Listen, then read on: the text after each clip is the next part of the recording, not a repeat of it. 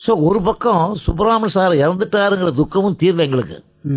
அது அது அதை மறக்கவே முடியாது. அந்த மாதிரி ஒரு மனுஷன், அந்த மாதிரி ஒரு கிரேட் கம்போசர், நல்ல குணம், ஈகோ இல்லாத குணம், அவர்கிட்ட சங்கீதமும் இருந்தது, இங்கீதமும் இருந்தது. அதெல்லாம் பார்த்து நாங்கள் கற்றுக்கிட்டோம். ஸோ அப்படி உள்ள ஒரு இறந்து போனால் கூட அவருடைய ஃப்ரெண்டு எனக்காக என்ன ரெக்கமெண்ட் பண்ணவர், அவரை விட்டுட்டு நான் செய்ய மாட்டேன் அப்படின்னு ஒரே பிடிவாதமாக எல்லா புடிச்சிட்டையும் சொன்னேன். அப்புறம் நேராக சரி நான் அவரை நீங்கள் கேட்டு பாருங்கள், அவர் எங்களுக்கு சந்தோஷம், அவர் ஒத்துக்கிட்டார். நான் போய் ராமூர்த்தியில் காலில் விழுந்தேன். சொன்னானே நான் ஒரு சின்ன விஷயம் சொல்ல போகிறேன். என்ன தம்பி சொல்லுனார். நம்ம 2 பேரும் சேர்ந்து படம் பண்ணுவோம், ராமூர்த்தி விஸ்வநாதன் படம் பண்ணுவோம், கேட்குறாங்க சுப்பராமனை விட்டு போன படத்தை எல்லாம். அப்போ அவர் சொன்னார், தம்பி நீங்கள் நல்ல வாய்ஸ் இருக்குது, கடவுள் கொடுத்த ஞானம் இருக்குது, ஒரு கற்பனை இருக்குது, நல்லா ஹார்மோனியம் வாசிப்பீங்க, நான் எப்படி பாடுவேன், நான் என்ன செய்ய முடியும் உங்களோட உட்காந்துக்கிட்டு, அதனால் நீங்கள் இருக்கிறது எனக்கு பெரிய துணை. என்ன நீங்கள் ஒன்றும் செய்யணுங்கிறதில்ல, உங்களை பார்த்தாலே எனக்கு இன்ஸ்பிரேஷன் வரும். நீங்கள் இப்போ எனக்கு தெரியும் நீங்கள் சுப்பராமன் கூட இருக்கும்போது என்ன பண்ணுறீங்கன்னு, எனக்கு அந்த துணை இருந்தால் போகிறோம், நீங்கள் தான் இருக்கணும் என் கூட, ராமூர்த்தி விஸ்வநாதன் போட்டுக்கோம், நான் எல்லாத்தையும் சொல்லிடுறேன். இது என்ன நியாயம் தம்பி, என்னையும் பாதி சம்பளம் எனக்கு கொடுக்குறேங்கிற, அந்த சம்பளம் எனக்கு இஷ்டமே இல்லைன்னாரு. நான் அவரை ரொம்ப போராடி கஷ்டப்பட்டு சம்மதிக்க வச்சேன் இந்த விஷயத்துக்கு. Such a great man. சொல்லுவாங்க விஸ்வநாதன் ராமூர்த்தின்னு, அப்புறம் எப்படி அந்த பேர் சொல்லுவாங்க. அதுக்கப்புறம் தேவதாஸில் நாங்கள் அப்போ இவங்க சிஆர் சுப்பராமன் சார் எவ்வளவு படத்தை ஒரு நிறைவு பண்ணாமல் இருந்தாங்க. சொர்க்கவாசல் நிறைய பண்ணல, தேவதாஸ் நிறைய பண்ணல, அப்புறம் தர்மம் எங்கேன்னு ஒரு 2 படம், தெலுங்கு படம் 2, இப்படி 2-3 படம் பாக்கி இருந்தது. பரணி பிக்சர்ஸ், அதான் பாலுமதி கன்சர்னில் படம் ஆரம்பிக்கல. அப்போ அந்த படம் கூட அவர் பண்ண வேண்டிய படம் அவர் ஆரம்பிக்கல. ஸோ இந்த பொசிஷனில், இப்போ இந்த சிச்சுவேஷனில் நாங்கள் ஒத்துக்கிட்டோம் 2 பேரும் செய்கிறோன்னு. ஒத்துக்கிறதுக்கப்புறம் தேவதாஸ் பண்ணோம். தேவதாஸில் 2-3 ஹிட் சாங் நாங்கள் தான் பண்ணோம். உலகே மாயம் வாழ்வை மாயம், ரீரெக்கார்டிங், சந்தோஷம் வேணும்னால் இங்கே கொஞ்சம் கண்ணால் பாருன்னு, பாராமுகம், இதெல்லாம் பண்ணிருக்கோம், ரீரெக்கார்டிங் பண்ணோம். பட் எங்கள் பேர் போட வேணான்னு நாங்களே தான் சொன்னோம். சுப்பராமன் சார் பேர் இருக்கட்டும் அப்படின்னு சொன்னோம். அப்போ ப்ரொடியூசர்ஸ்க்கெலாம் தெரிஞ்சது இந்த மாதிரி வந்ததுக்கு. அதுக்கப்புறம் பணம்னு ஒரு படம் வந்தது.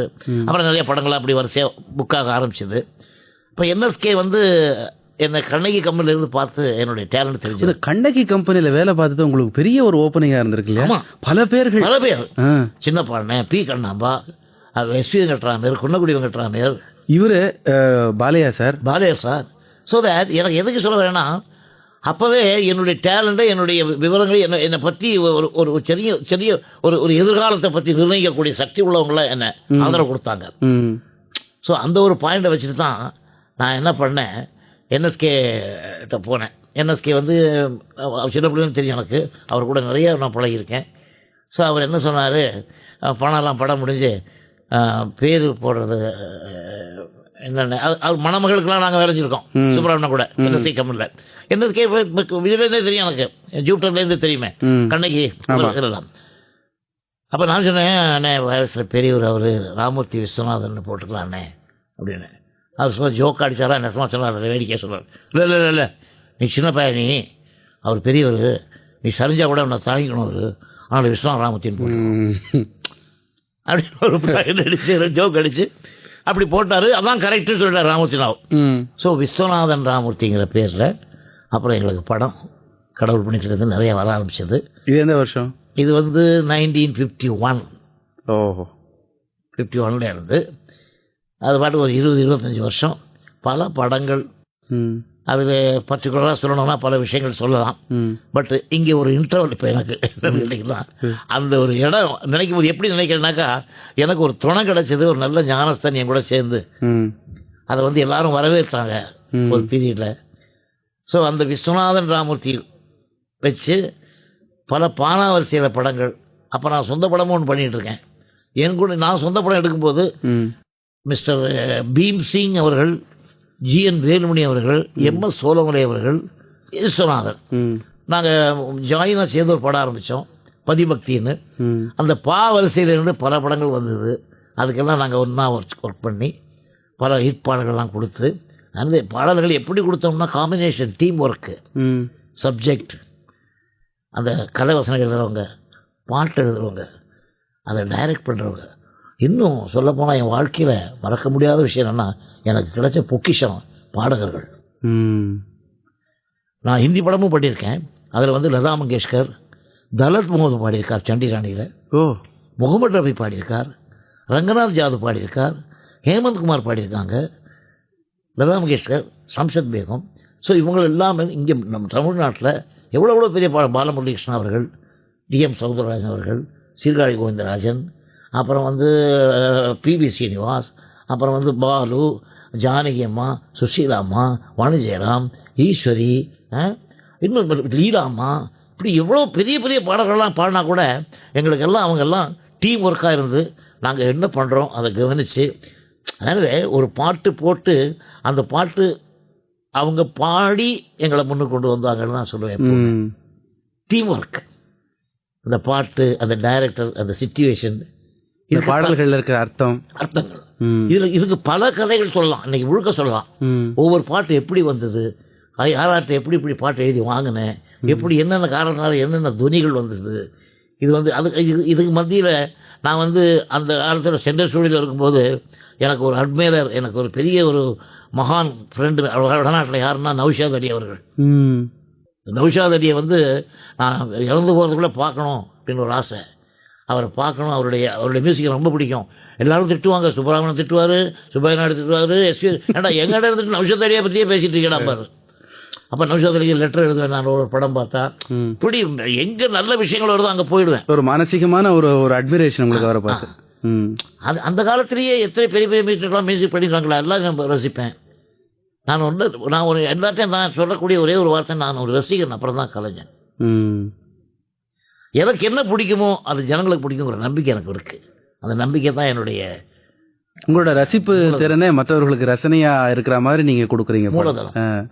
அதுதான் மூலதனம். அதனால் நான் ஒரு ரசிகன், டீம் ஒர்க்கு, எல்லாரும் சேர்ந்து பண்ணுறோம். என்னுடைய வெற்றிகளுக்கு நான் மட்டும் காரணம் அல்ல, என்னோட சேர்ந்த பாடகர்கள் இருந்து நடிகர்கள் வரைக்கும், ரசிகர்கள் வரைக்கும். சரி, நீங்கள் வந்து சுப்பிரமணியன் சார் கூட அந்த காலகட்டத்தில் சேர்ந்த போது உங்களை இவங்கெல்லாம் சிபாரிசு பண்ணாங்க, ஒரு 3-4 பேர்கள் சிபாரிசு பண்ணிருக்காங்க. அது ராமூர்த்தி சாரும் ஒருத்தர். இப்படி இவ்வளோ 3-4 பேர்லாம் சிபாரிசு பண்ணி கூட நீங்கள் ராமூர்த்தி சார் கூட ஏன் சேர்ந்தீங்க? சார் ராமூர்த்தி ஏங்க சேர்ந்தேன், ராமூர்த்தி தான் சுப்பிரமணியன் ரொம்ப ஃப்ரெண்டு, வெரி இன்வால்மெண்ட் ஃப்ரெண்ட். அவங்க 2 பேரும் தான் மியூசிக்கை பற்றி ரிசர்ச் பண்ணுவாங்க, தகராறு பண்ணுவாங்க, சண்டை போட்டுக்குவாங்க. சண்டை எங்கே இருக்கோ அங்கே தான் நல்ல குணம் இருக்கு. டிஸ்கஸ் பண்ணும்போது சண்டை இல்லை, சண்டை யாராவது விரோதமா இல்லை, கருத்து வேறுபாடுல ப்ராஜெக்ட் நல்லா வருது இல்லை. அதான் இப்போ சுப்பராமா இதை இன்னும் பெட்டராக போடுன்னு சொல்லுவார் அவர். அதே மாதிரி என்கிட்ட இருக்கிற மியூசிஷியன் எல்லாருமே சொல்லுவாங்க, விசு இன்னும் கொஞ்சம் பெட்டராக, என்ன விசுன்னு தான் கூடுவாங்க எல்லாம். ஆங்கிலோ டான்ஸ் நான் வந்து வெஸ்டர்ன் மியூசிக்லாம் கூட பெருசாக ஒன்றும் கற்றுக்கல. பட் எனக்கு அந்த காலத்திலே தெரியும், கார்டு தப்பாக வாச்சா, கார்டு என்ன கார்டு, நான் பியானோ படிச்சிருக்கேன், பியானோ மியூசிக் கற்றுட்ருக்கேன். அதுக்கு வந்து தாஸ் டேனியல்னு ஒருத்தர் பெரியவர், அவர் வந்து ஒரு வாத்தியார் ஒருத்தர் இருக்கார், அவர் வந்து இன்னும் எனக்கு இருக்கார். அவர் இறந்துட்டார், அவருடைய பசங்கள்லாம் இருக்காங்க. அவர் டேனியல் சிங்ஸ் அவர் பேர். அவர் எனக்கு வெஸ்டர்ன் மியூசிக்லாம் பியானோலாம், அதுக்கு முன்னாடி பியானோலாம் வாசிப்பேன் நான். திவாகர் கற்றுக் கொடுத்தார் பியானோ திவாகர். ஸோ இவங்களோடலாம் இருந்ததுனால எனக்கு அந்த வெஸ்டர்ன் மியூசிக் மட்டும் தரோவாக ரொம்ப ஸ்டடியாக நான் கற்றுக்கல. இருந்தாலும் தப்பாக பட்டுதான் காதில், எனக்கு காது ஒரு கேள்வி ஞானமோட இந்த இது கொஞ்சம் சேர்ந்ததுனால பூவோட சேர்ந்த நாரும் வணக்கங்கிற மாதிரி தப்பு எதுன்னு கரெக்டாக இது பண்ண முடியும், சீக்கிரம் வந்துடும். இப்போ நான் மியூசிக் கம்போஸ் பண்ணுறதுக்குள்ள அப்போ ஒரு 100 வாத்தியம் இல்லை, 200 வாத்தியம் இல்லை, 300 வாத்தியம் இருந்தாலும் சரி, அந்த சிச்சுவேஷன் சொன்னாங்கனாக்கா என்னுடைய கையால் மியூசிக் சுரத்தை எழுதி போய் ஆர்கெஸ்ட்ராவுக்கு இது வரைக்கும் கொடுத்ததே இல்லை. அப் டு நவ் இந்த ஸ்பாட்டுக்கு போனேன்னாக்கா அது 5 பேர் ஆர்கெஸ்ட்ரா இருந்தாலும் சரி, 50 பேர் இருந்தாலும் சரி, 100 பேர் இருந்தாலும் சரி, அங்கேயே மியூசிக் சொல்லி வாசிக்க சொல்லி அவங்கள இம்ப்ரூவ் பண்ணி அப்படி தான் பழக்கம் இன்றைக்கி வரைக்கும். மியூசிக் சொரத்தை கையில் எழுதுனதே இல்லை, அது ஒரு ஸ்கூல் அப்படி பழகி. அதே மாதிரி ரீரெக்கார்டிங்லாம் படம் பார்த்தோம்னாக்கா நாங்கள் ஸ்டாப் வாட்ச் வச்சு பார்க்கவே மாட்டோம். கரெக்டாக அந்தந்த இடத்துக்கு மியூசிக் போய் கரெக்டாக விழணும். அதனால் ஒரு விஷயம் சொல்கிறேன் உங்களுக்கு. நான் வந்து நௌஷாத் பேசிகிட்டு இருக்கும்போது ஒரு சின்ன விஷயம் சொன்னார். அதாவது சாமி கும்பிட்றேன்னு வச்சுக்கோ, அது எனக்கு வந்து இந்த நெத்தியில் விபூதி குங்குமம் பார்த்தீங்க இல்லையா? ஆமாம். இந்த விபூதி குங்குமம் வந்து நான் 4 வயசுலேருந்து போட ஆரம்பித்தேன். 3 வயசு 4 வயசு. ஏன்னு கேட்டால் இது இருந்தால் தான் எங்கள் அம்மா இட்லி கொடுப்பாங்க எனக்கு. என்னுடைய தாய் ஒரு யாரும் கிடைக்காத ஒரு தாய், ஒரு நல்ல பதிவுகளை ஏற்படுத்தியிருக்காங்க. ரொம்ப அதாவது என்ன வாழ்க்கை, என்ன சமாச்சாரம், இது அவ்வளோ சொல்லிக் கொடுத்த தாய். நான் என்னுடைய தாய் இறந்ததுக்கப்புறம் கூட நான் இருப்பேனா, நான் சூசைட் பண்ணிக்கலாம் முயற்சி பண்ணேன்.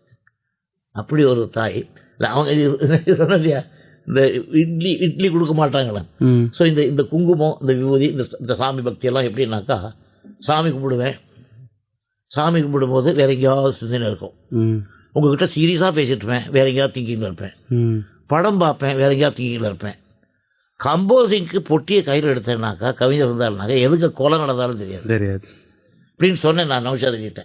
அதுதான் உன்னுடைய மெடிடேஷன் அப்படின்னாரு. அதுதான் உன்னுடைய தெய்வம், அதுதான் உன்னோட தண்ணி நல்லா இருக்கேன். அது உண்மை. அது ஒரு எக்ஸாம்பிள் கூட சொல்கிறேன் உங்களுக்கு. நான் அந்த நவராத்திரி பீரியடில் 9 நாள் ரொம்ப சைவமாக இருப்பேன், சுத்தமாக இருப்பேன், ஒன்றும் சாப்பிட மாட்டேன். எனக்கும் கவிஞர் கண்ணதாசன் அப்புறம் சொன்னேன், இந்த ஞாபகம் அந்த நாள் சொல்கிறேன். அவர் என்ன பண்ணுவார், தமாஷா என்னை ரொம்ப கிண்டல் பண்ணுவார், ரொம்ப கிச்சு கிச்சு காட்டுவார், ரொம்ப வெடிக்க, ரொம்ப ரொம்ப அது அப்படி அவருடைய ஒய்ஃப்கிட்ட கூட வழங்க மாட்டான்னு வச்சுக்கிறேன். அப்படி அவ்வளோ அன்யோன்யமாக இருப்பார். ஒரு நல்ல நட்பு. நல்ல நட்பு. 2 நாள் அவரை பார்க்கலன்னா ஃபோன் பண்ணி வேறு தப்பாலாம் கேட்டுருவார். ஸோ இவர் என்ன பண்ணார், ஒரு நாளைக்கு அந்த 9 days விரதம் இருந்தார்ல, அப்போ அவர் மாதிரி என்ன ரொம்ப ரெசிஸ்டி சாப்பிட்டுட்டு இருக்காரு. என்னமோ சாப்பிட்டியாடா அப்படின்னாரு. கொடுங்க சாப்பிட்றேன் அப்படின்னு சாப்பிட்டேன். இவங்களாம் இருக்காங்க, கம்போசிங் ஒன்றும் சொல்லலை, பாட்டு மெட்டெல்லாம் முடிஞ்சு போச்சு. மெட்டு முடிஞ்ச போது இந்த விஸ்வநாதனை விஷம் வச்சு கொல்லணும்னாக்கா வேலை செய்யும்போது கொடுத்தா செத்துருவான். என்ன கவிஞர் என்ன, டேய் நான் சாப்பிட்டது நண்டு சூப்புடானாரு. நான் அந்த 9 நாள் தொட மாட்டேன் இந்த சரஸ்வதி பூஜை இருக்கேன். அன்றைக்கி நண்டு சூப் கொடுத்தாரு எனக்கு வேலை செய்யும்போது. அது மெட்டு. அதனால் செய்யும் தொழிலே தெய்வம். அதில் ஒரு ஈர்ப்பு லைஃப் ஏற்பட்டதுனால என்ன கொடுத்தா என்ன சாப்பிட்டோம் எதுவும் தெரியல.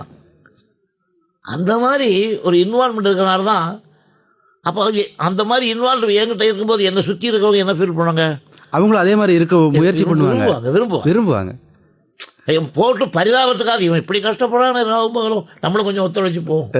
ஆனால் அப்போ இருந்தவங்கள ஈவன் மீ எங்கள் உள்ள இருக்கிறவங்கெல்லாம் உழைக்க தெரிஞ்சுது, பிழைக்க தெரியல.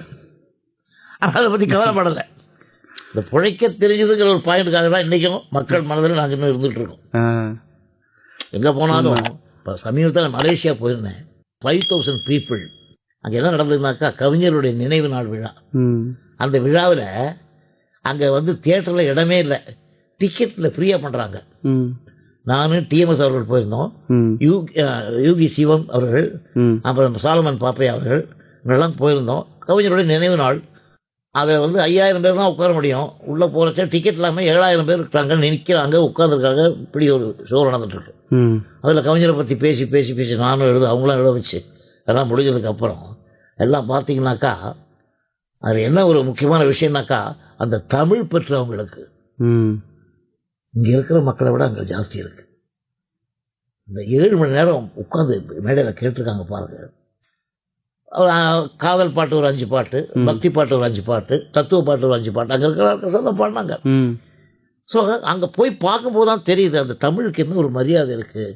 இங்கே இருக்கிற கலைஞர்கள், ஒரு கவிஞர் மேலேயோ, ஒரு ஜி ராமநாதையோ, கேவி மகாதேவன், இங்கே இருக்கிற நடிகர்கள் சிவாஜி கணேசன், எம்ஜிஆர், கடைசியில் விஸ்வநாதன் வச்சுங்களேன், டிஎம்எஸ், இவங்களுக்கெல்லாம் எவ்வளோ அபிமானம் வச்சுருக்காங்க, எவ்வளோ மரியாதை இருக்குது. அவங்க எவ்வளோ லைக் பண்ணுறாங்கனாக்கா அது என்ன காரணம், அவங்கள சந்தோஷப்படுற நேரத்தில் அவங்களுக்கு சந்தோஷப்படுறோம், அவங்க வாழ்க்கையில் பாதிக்கிற நேரத்தில் வாழ்க்கையில் பாதிக்கிறோம். பல தத்துவ பாடல்கள், பல இன்ப பாடல்கள், என்னென்னச்சோ அவங்க வாழ்க்கைக்கு என்னென்ன வேணுமோ இல்லை, வாழ்க்கையில் ஏதோ ஒரு காலகட்டமோ இல்லை எந்த ஒரு நிகழ்ச்சியிலையாவது இந்த பாடல்கள் வந்து ஏய்ந்து போயிடுறது, சங்கமமாக இருக்குது. அப்படி உள்ள பாடல்கள், அப்படி உள்ள கதைகள், அப்படி உள்ள நடிகர்கள் இதெல்லாம் சேர்ந்தாக்கா இறக்கும் மனிதர்கள் இரவா பாடல்கள் சொல்லுவாங்க இல்லையா, வேறுபடுத்தி பார்க்க முடியல. மார்டல் மேன் இம்மார்டல் மெல்லிசா என்ன சொல்லுவாங்க, அது மாதிரி அப்படிலாம் இருக்க காரணம் என்னன்னாக்கா அந்த உழைப்பு தான், டீம் ஒர்க். அதனால சொல்லுவாங்க. இப்போது இவங்க சுப்பையா நாயுடு அவங்களோட இருக்கிறச்சு நீங்கள், அப்போது அங்கே பல வாத்திய கருவிகள் இருந்திருக்கும். அப்போ குறிப்பாக நீங்கள் ஹார்மோனியத்தை ஏன் தேர்ந்தெடுத்தீங்க? இல்லை இல்லை, ஹார்மோனியத்தை ஏன் தேர்ந்தெடுத்தேங்கிறத விட வேறு எந்த வாத்தியத்தையும் வச்சுட்டு பாட முடியாது இல்லையா. ஆமாம் ஆமாம். வயலின் வாசிக்கும் பாட முடியாது, ஃப்ளூட் வாசிக்கும் பாட முடியாது, மேண்டலின்லையும் பாட முடியாது. இது ஒன்று தானே பாட முடியும். ஸோ பாட்டுக்கு எனக்கு துணை. இந்த ஹார்மோனி போட்டிங்கன்னா பிடிக்கிட்டிங்கன்னா பாடவே மாட்டேன், பாட வராது. அது ஹார்மோனி போட்டிங்கிறது ஒரு ஒரு கைடன்ஸ். அதே மாதிரி பியானோவில் நல்லா ப்ராக்டிஸ் பண்ணியிருக்கேன், கீபோர்டு எல்லாம் அதான் சாவி பலகைன்னு ஒன்று இருக்கு. இப்போ சாவி பலகை கீபோர்ட் இல்லை, அதுக்கும் திறமை வேணும். ஆமாம், அதுலேயும் விஷயங்கள் இருக்கு. நமக்கு வந்து அது என்னன்னு தெரியல வழிய எலக்ட்ரானிக்கல் இன்ஸ்ட்ருமெண்ட்டு அதுலேயும் சில விஷயங்கள்லாம் கொடுத்துருக்கான். எந்தரோ மகானுபாவர்கள் அதுக்குன்னு ஒரு மாஸ்டர், அதுக்குன்னு ஒரு பயிற்சி. அதையும் நான் தவறாக சொல்லலை. பட் எனக்கு வந்து ஓரளவுக்கு தான் நம்மளுக்கு எல்லாம் லைவாக பண்ணி அங்கேயே கொடுத்து அப்படியே கொடுத்து வாசிச்சு. பியானோலாம் நம்ம வந்து ஃபீட் பண்ண மாட்டோம், எல்லாம் கையிலலாம் வாசிச்சோம். அந்த காலத்தில் இப்போ பியானோ பாட்டு எத்தனை பாட்டு கேட்டிருப்பீங்க? பாட்டுன்னு கேட்டேன், பரவசமான. அதுக்கப்புறம் பாடுவோர் பாடினார். அப்புறம் வந்து என்ன என்ன வார்த்தைகளோ, ஐயோ எவ்வளோ பாட்டுகள், எல்லாம் லைவ் தானே. ஆமாம். அப்புறம் இவங்களோட சேர்ந்து பணியாற்ற துவங்கினீங்க இல்லையா ராமூர்த்தி சார் கூட, அந்த காலகட்டம், அந்த அந்த அனுபவங்களை கொஞ்சம் சொல்ல ஆரம்பிக்கல. முதல் படம் என்ன? முதல் படம் பணம்னு சொன்னேன். பணம். அதுக்கப்புறம் வரிசையாக பதிபக்தி, பாசமலர், பாசவலை, அதுபடி நிறைய படங்கள் போயிட்டே இருந்தது. மாடல் டேஸுக்கும் போவோம், எல்லாம் போவோம், எல்லாம் பண்ணோம், எல்லாம் ஒர்க் பண்ணிட்டு இருந்தோம். அப்புறம் கடைசியில் என்னென்னா ஒரு சில பேர் தப்பாக நினைக்கிறாங்க, நாங்கள் சர்ப்ரைஸ் ஆகிட்டோம், பிரிஞ்சிட்டோம், நாங்கள் பிரியப்பட்டோம் அப்படின்லாம் இல்லை. இல்லை, அப்படி இல்லை அது. ஸோ அவருக்கு ஒரு ஒரு ஒரு ஒரு எண்ணம் வந்தது இல்லையா, நம்ம தனித்தனியாக பண்ணி பார்ப்போமே. ஆமாம், கொஞ்ச நாளைக்கு அப்படிங்கிறதான் ஒழிய மறுபடியும் சேர்ந்துட்டோம், மறுபடியும் ஒன்றா தான் இருக்கோம். இப்போ நாங்கள் வந்து இந்த தொழில் தனித்தனியாக செஞ்ச மொழியை நாங்கள் பிரியலை. அது சில பேர் அப்படி சொல்லிட்டு இருப்பாங்க, அதில் அவ்வளோ நான் கவனம் செலுத்துகிறேன். இப்போ நீங்கள் பல ஒரு இசையமைப்பாளர்களோட உங்களுடைய முன்னோடிகள் அப்படின்னு சொல்கிறீங்களா, அந்த முன்னோடிகளோடு நீங்கள் பணியாற்றிக்கிட்டு இருக்கீங்க, அவங்க கூடயே இருந்திருக்கிறீங்க. அவங்க பல காலகட்டங்களில் சரியாகவும் பண்ணியிருப்பாங்க, சில இடத்துல தவறாகவும் அவங்க வந்து மியூசிக் போட்டிருப்பாங்க. மெட்டு போடுறச்ச நீங்கள் கூட ஒரு இன்சிடெண்ட் சொன்னீங்க, நீங்கள் தனியாக ராத்திரி போய் இது பண்ணுறச்ச, நீங்கள் இவங்கள்லாம் போய் 3 பேரும் சேர்ந்து அங்கே இசையை நீங்கள் ஒரு மெட்டு போட்டுட்ருந்தீங்க அப்படின்னு. அது மாதிரி சில தவறாக ஒரு மெட்டு இவங்க போடுறச்ச அப்போ உங்கள் மனசு எப்படி இருந்தது? ஐயோ இதை சரியாக நீ இப்படி போடக்கூடாது, அப்படி போடணுமே அப்படின்ற ஒரு துடிப்பு இருந்ததா? அதாவது எப்படின்னாக்கா, சொல்லத்தான் நினைக்கிறேன், முடியல, அந்த பீரியடில் முடியல. ஏன்னா அப்போ நான் வந்து என்போர்டு தானே, பிகினர் தானே. ஆமாம். இப்போ சில இடத்துல மெட்டு போட்டிருக்க சரியில்லாமல் இருக்கும், அது சொல்ல முடியாது. ஆனால் என்னுடைய முகபாவத்தை பார்த்து கூட சில மியூசிக் டைரக்டர்கள் சேஞ்ச் பண்ணியிருக்காங்கங்கிறது என்னால் சொல்ல முடியும். யார் இது? சுப்பராமன் சார். அது என்ன பாட்டு? துணிந்த பின் மனவேன்னு ஒரு பாட்டு தேவதாசில், துயரம் கொள்ளாது. அந்த பாட்டுக்கு அந்த அந்த அந்த அவர் முதல்ல போட்ட மெட்டு வேறு என்னமோ. அவர் சில பேருக்கு என்ன பண்ணுவாங்கன்னா, அவர் கூட அப்படி தான். ஒரு சிச்சுவேஷன் சொன்னால், ஒரு சிச்சுவேஷனுக்கு கிட்டத்தட்ட ஒரு 10-12 டியூன் போடுவார். அப்பா. இந்த 10-12 டியூன் போடுவாருங்கிறது வேற. ஒரு ரீரெக்கார்டிங் பண்ணுறாருன்னு வச்சுங்க, ஒரு தடவை படம் பார்த்தாருன்னா அவர் பியானோவில் உட்காந்து ஃபுல்லாக கம்போஸ் பண்ணுவார். நான், ராமூர்த்தி அண்ணன், லிங்கப்பா சார், கோவத்தனா எல்லாம் இருப்பாங்க. அவங்களாம் நோட்ஸ் எழுதி நாங்கள் மிஸ் பண்ணிடுவோம், அவர் மிஸ் பண்ண மாட்டார். Memory power. அப்படி ஒரு பெரிய லெஜண்ட்ஸில் நாங்கள் ஒர்க் பண்ணியிருக்கேன். என்ன என்ன எதை காரணம்னு கேட்டிங்கன்னா, நமக்கு அதில் வந்து இன்னும் கற்றுக்கணும், தெரிஞ்சுக்கணுங்கிற தாகம் இப்போது இருக்குது. வாழ்க்கையில் வந்து ஒரு மனுஷனுக்கு 2 தான் போதும் போதும் சொல்லக்கூடிய வார்த்தை. நிஜமாக ஒரு கலைஞனை எடுத்தீங்கன்னா அது ரெண்டு பாயிண்டில் தான் சொல்லுவான். வயிறு நிறைய சோறு போட்டால் போதும்பான், இல்லை ஓங்கி 4 அடி அடிச்சு ஐயோ போதும் போதும்பான். பாக்கி எதுவுமே போதும் மாட்டான் ஒரு கலைஞர். இல்லை, உண்மைதான். என்னை பொறுத்த வரைக்கும் நான் என்ன சொல்கிறேன், நான் செஞ்ச பாடல்களை நீங்கள் ஹிட்டுங்கிறீங்க, பிரமாதமாக வந்திருக்குங்கிறீங்க, நான் திருப்பி கேட்பேன். கேட்கும்போது ஐயோ இந்த இடத்துல இன்னும் கொஞ்சம் பெட்டராக பண்ணிருக்கலாமே, மிஸ் பண்ணிட்டேனே. இதெல்லாம் தாண்டி சில பாடல்கள் வரும். ஒரு நாள் நான் சொல்கிறேன் உங்களுக்கு, ஒரு ஒரு சுச்சுவேஷனில், அதாவது ராத்திரி எந்திரிச்சிட்டேன், படுத்து தூங்கிட்டு இருந்தேன், எந்திரிச்சிட்டேன், டிஸ்டர்ப் ஆச்சு, எந்திரிச்சிட்டேன். போய் பாத்ரூம்லாம் போயிட்டு வந்து டிவி ஆன் பண்ணேன். டிவி ஆன் பண்ண உடனே இந்த தேவனை என்னை பாருங்க பாட்டுக்கு ஞான ஒடியில். ஆமாம் ஆமாம், அருமையான பாட்டு. அந்த பாட்டை கேட்டு நான் விக்கி அழுதேன். என் முன்னாடி கேட்குறேன், ஏன் அழுதுறீங்கன்னு. இது யார் கம்போஸ் பண்ண? நான் கம்போஸ் பண்ண மாதிரியே தெரியலையே இப்படி ஒரு பாட்டு. சார் எக்ஸாஜரேஷன் சொல்ல சார், நான் அது எப்படி கம்போஸ் பண்ணுங்கிறத உங்களுக்கு சொல்கிறேன். அந்த பாட்டு மட்டும் நாங்கள் ஒரு 5-6 நாள் டைம் எடுத்துக்கிட்டோம். அவர் கவிஞருடைய ஒரு பெருந்தன்மை, ஒரு நல்ல குணம் என்னன்னாக்கா, இந்த அவருடைய இந்த கிறிஸ்டின் விஷயம் இல்லையா, அதில் வந்து அவருக்கு தெரியணும் இல்லையா, ஆமாம் ஆமாம் அதுக்கு ஒரு ப்ரூஃபான ஒரு ஆள், ஒரு முக்கியமான ஒரு கீ ஆள் வேணும். ஆமாம். ஒரு 4 பிஷப்பை பக்கத்தில் வச்சுக்கிட்டு ஆ என்னென்ன வார்த்தை எப்படி எப்படி வரலாம், ஆ எப்படி இப்படி பட்டா நல்லாயிருக்கும், இதுக்கு இசை என்னையும் நானும் இருக்கனே எனக்கும் வரணுமே அதையோட. ஸோ உட்காந்து ஒர்க் பண்ணி அந்த பாட்டை அந்த டிஎம்எஸ் சௌந்தரராஜன் வச்சு பாட வச்சு அந்த சிச்சுவேஷனில் அந்த சிவாஜி ஆக்ட் பண்ணி அதெல்லாம் மறந்து போச்சு அந்த பாட்டு கேட்கும்போது எனக்கு. எங்கேருந்தோ ஒரு பாட்டு இப்படி வருது, இந்த மாதிரி சில டயத்தில் இருக்கும். அதெல்லாம் ஒரு கலைஞனுடைய, நீங்கள் அவனுக்கு என்ன கோடி ரூபா கொடுத்தாலும் அவ்வளோ சந்தோஷம் இருக்காது. இப்படி பல பாடல்கள் இப்போ நீங்கள் பார்த்தீங்கன்னாக்கா, நான் சொல்கிறேன் ஒரு சின்ன அனுபவம் சொல்கிறேன். ஒரு கச்சேரிக்கு போயிருக்கேன், கல்யாண கச்சேரி. இப்போ ஒரு 2 வருஷத்துக்கு வர பழைய காலமே இல்லை. இப்போ ஒரு கல்யாண கச்சேரி போயிருந்தபோது 8:30 மணிக்கெல்லாம் கச்சேரி முடிச்சாகணும். ஒரு 8:15 மணிக்கு 8:20 மணிக்கு ஒரு சிட்டு ஒன்று வருது. அந்த சிட்டில் என்ன தவிர இருக்குது, பாவ மன்னிப்பு என்ற படத்திலிருந்து பால் இருக்கும் பழம் இருக்கும் என்ற பாடலை விரும்பி கேட்கின்றாள் 74 வயது கிழவி. மகனே தயவு செய்து எனது ஆசையை பூர்த்தி செய் அப்படின்னு ஒரு லெட்டர், ஒரு சிட்டு கொண்டு கொடுத்தான். அந்த சிட்டை பார்த்தோம்னா கொஞ்சம் நான் அசந்துட்டேன், கொஞ்சம் கலங்கிட்டேன். ஏன்னா வயசில் பெரியவங்க. ஆமாம். என்ன இது கேட்டிருக்காங்க. உடனே அன்னைக்கு பார்க்க சுசீலா வரல, வேற ஒரு டூப்ளிகேட் அதுக்கு பதில் ஒரு அதுவும் நல்லா பாடும், நிர்மலா நினைக்கிறேன். அது வந்ததுக்கப்புறம் நான் தான் அம்மிங்க பாடியிருக்கேன். சின்ன மியூசிக் தான், அதை அங்கேயே செட்டப் பண்ணி ஒரு ஞாபகப்படுத்தி அதை வாசிட்டோம். வாட்சி இன்னொரு பாட்டு முடிஞ்ச உடனே ஆர்கெஸ்ட்ரா முடிஞ்சு போச்சு. நான் சந்துருக்கிட்ட சொல்லி அவருக்கு செட்டில் பண்ணி ஆச்சு, டயர்டாக இருக்குது போகிறேன்னு நான் அவசரமாக போயிட்டு வர்றேன். இதே ராஜேஸ்வரி கல்யாண மண்டபத்தில் 4வது ரோடில் ஒரு அம்மா உட்காந்துருக்காங்க, 3/4 பேரும் இது இருக்கிறாங்க. போன உடனே இப்படி தட்டினாங்க என்ன கையை தட்டி. பார்த்தா திரும்பி பார்க்குறேன், இந்த தலையில் போட்டு இந்த முக்காடு விழுந்துச்சு, மொட்டை அடிச்சிருக்காங்க, கண்ணாடி போட்டிருக்காங்க, பொலன்னு கண்ணில் தண்ணி வருது. என்னம்மா அழுகுறீங்க? அந்த சிட்டு கொடுத்ததுனால நீ நீடோழி வாழணும். நான் நல்லா தானே பாடினேன், ஏன் அழுகுறீங்க? தப்பாக பண்ண நான் பாட்டை? இல்லை சொல்லுங்கம்மா. திருப்பி விக்கி அழுகுறாங்க. சொல்லுங்களேன். இல்லை இந்த பாட்டு நீ எப்போ ரிலீஸ் பண்ணியோ, எப்போ பிக்சர் வந்ததோ, எப்போ ரெக்கார்டு ரிலீஸ் ஆச்சோ, அன்னையிலேருந்து இந்த பாட்டை நானும் என் புருஷனும் டெய்லி ராத்திரி 10 மணிக்கு போட்டு 12 மணி வரைக்கும் திருப்பி கேட்டு தான் நாங்கள் தூங்குவோம். இப்போ இந்த பாட்டை கேட்டது 2 வருஷம் 3 வருஷம் ஆகுது. ஏம்மா இப்போ ஏன் கேட்கல? பார்த்தீங்க, என் புருஷன் செத்து போயிட்டான். என் புருஷனுடைய ஞாபகத்துக்காக இந்த பாட்டோட பாட சொன்னேன். நீ நல்லா இருக்கணும். எவ்வளோ பெரிய ஆசீர்வாதம். அவங்களுக்கு இப்படி உள்ளங்களுக்கு நான் இருக்கிறனால போகிறேன். எனக்கு அந்த உள்ளங்களில் இன்னும் வாழ்ந்துகிட்டு இருக்கீங்களே. நான் இப்போ எவ்வளோ பாக்கியம் பண்ணேன், எவ்வளோ எங்கள் அம்மா பண்ண புண்ணியம் எனக்கு கடை கொடுத்த ஆசீர்வாதம், பெரியவங்க ஆசீர்வாதம். இப்போ சமீப காலத்தில் 2 வருஷத்துக்குள்ள இப்படி பல இன்சிடென்ட் சொல்லலாம் உங்களுக்கு, பல இன்சிடென்ட். ஜென்ரேஷன் சொல்கிறாங்க, அதையும் நான் ஒத்துக்க மாட்டேன். நம்ம பத்மநாபன் சாரோட தான் நாங்கள் ஒரு கச்சேரிக்கு போயிருந்தோம், பாண்டிச்சேரிக்கு.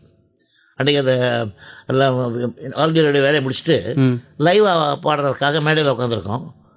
அங்கே ஒரு பையன் சிட்டு கொடுத்தான்.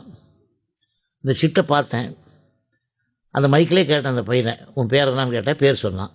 இந்த சிட்டு நீயா கொடுத்தியா இல்லை யாராவது எழுதி கொடுத்தாங்களா உனக்குன்னு கேட்டேன். இல்லை அங்கிள் எனக்கு பிடிச்ச பாட்டு தயவுசெய்து பாடு கேட்டான். அப்போது நான் ஜனங்கிட்ட சொன்னேன், இந்த பையனுக்கு பிடிச்ச பாட்டு எழுதி கொடுத்துருக்கான், ஆனால் அந்த பையனுக்கு 18 வயசு தான், இந்த பாட்டுக்கு 38 வயசாகுதுன்னு. ஓ பா. நெஞ்சில் ஒரு ஆலயம் படத்திலிருந்து நினைப்பதெல்லாம் நடந்து விட்டார் பாட கேட்கலாம். ஆனால் நான் பாடினேன், பிபிஎஸ் வரல. அது மாதிரி பல பாடல்கள் மனசனுடைய வாழ்க்கையை தொடக்கூடிய அளவுக்கு வெறும் மீட்டர் மட்டும் இல்லாமல் மேட்டரும் மீட்டரும் இருக்கணும். மேட்டரும் இருக்கு, மீட்டரும் இருக்கு. இந்த இசை இருக்கு இல்லையா, அதாவது அந்த மெலடி, அந்த சுகம், இதை மறக்கவே முடியாது இந்த வாழ்க்கையில். பாட தெரியாதவங்க கூட ஏதாவது கொஞ்சம் சோகமாக இருந்தாக்கா மயக்கமாக கலக்கமான பாடுவான். அந்த மாதிரி பாடல்கள் அமையிறது என்னன்னு கேட்டிங்கன்னா, அதுதான் இறைவன் கொடுத்த வரம்னு சொல்லுவாங்க.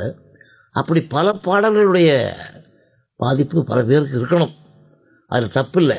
இப்போ என்னென்னு கேட்டிங்கன்னா, நான் ஒன்றில் இருந்து தான் ஒன்று. ஒரு சின்ன உதாரணம் சொல்கிறேன். இப்போது பாருங்கள், இது சொல்லியிருக்காங்க பாருங்க. ஒரு சில டயத்தில் மெட்டு கொடுத்து பாட்டு எழுத வேண்டியிருக்கும். அந்த மெட்டு கொஞ்சம் வித்தியாசமாக இருக்கணும்னாக்கா அதை கவிஞரை விட்டு கஷ்டப்படுத்தி எழுதி ஆகணும். இதில் ஒரு மெட்டில் எனக்கும் கவிஞருக்கும் ஒரு பெரிய சண்டை வந்தது. நான் சொன்னேன், மெட்டு என்னன்னு கேட்டிங்கன்னா, நான் நன்னா நன்னா நன்னா நன்னா நன்னா நன்னா நா நன்னா நன்னா நன்னா நன்னா நன்னா நன்னா நா நன்னா நன்னா நா நா நன்னா நன்னா நா. டேய் இல்லை, நீ பாட்டுக்கு நான் சொல்லிட்டே போயிட்டு இருக்கேன். நான் எங்கடா போவேன் தமிழுக்கு? அறிவு கட்ட முட்டோம் வேற டியூன் போடுறாரு. எல்லாரும் அசந்து போய் உட்காந்துருக்கோம். பாலச்சந்தர் டைரக்டர், கம்போசிங் குரூப் எல்லாம் சைலண்ட் ஆகிட்டாங்க. இது வேறு மெட்டுப்பாடு இருக்குல்ல, இப்போ வார்த்தை வராது அப்படின்னாரு. அது நல்லா கண்ணடிச்சு எல்லாரும் போயிட்டாங்க. கோச்சிட்டு போயிட்டார் கவிஞர். பக்கத்து ரூமில் இருக்கார். டைரக்டர் கூப்பிட்டாரு, இந்த பாட்டுக்கு எப்படியாவது அதை ஏக்கி விட்டு எழுதி வாங்கணும். அவரை போனேன், 2 பேரும் பேசணும். என்ன ஐயா நீ கவிஞனா? உன்னுடைய ஒரே சந்தத்துக்கு எத்தனை மெட்டு போட்டிருக்கேன்? நீ கொடுத்தது சந்தம், ஒரே சந்தம், அதுக்கு எத்தனை மெட்டு போட்டுருக்கேன்? இப்படிலாம் பண்ணிட்டு அந்த பாட்டுகளை என்ன பெரிய மெட்டு போட்ட நீ கேளு. வீடு வரை உறவு, வீதி வரை மனைவி, காடு வரை பிள்ளை, கடைசி வரை யாரோ. ஆச்சா, பேசுவது கிளியா இல்லை பெண்ணரசி மொழிய.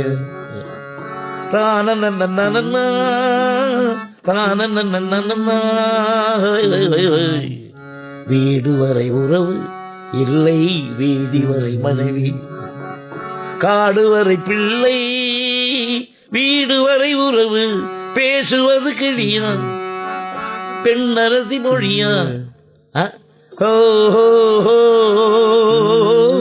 மாம்பழத்து வண்டு பாசம் சம்திங் லைக்